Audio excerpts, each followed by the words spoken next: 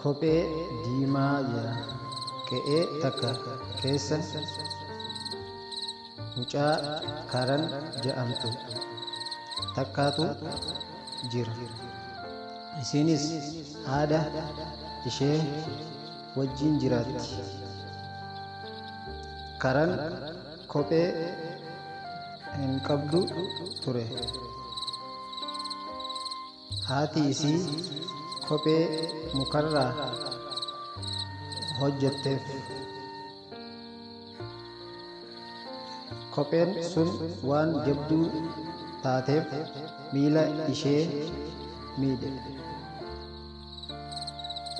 Haati Karan guyyaa tokko dhukkubsatte.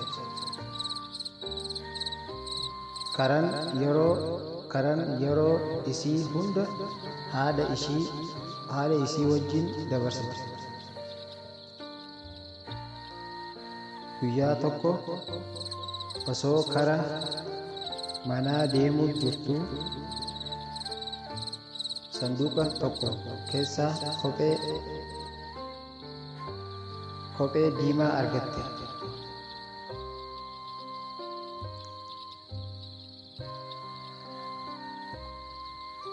Karan kophee diimaa waan jaalattuuf fudhattee galte. Kara manaa galte. Haati isii kophee diimaa waan hin jaalanneef hin gammanne. Haati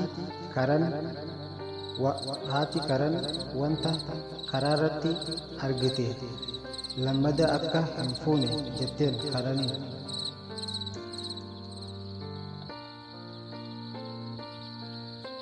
Tarii qabeenya namaa tahuu danda'a jetteen. Kun hattummaadha jettee eega itti himtee booda kophee diimaan kan abbaa qabeenyaa tahuu danda'a jetteen. Jetteen. Isiinis abbaanis eeggachuu qaba jetteeni. Haati isii ati mucaa rakkiftuu hin tahin na jalaa yaa mucaa jetteen.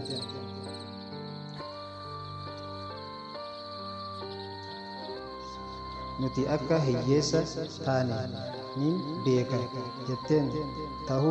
Ta'us garuu ani kophee bareedduu siif bituu hin danda'u jettee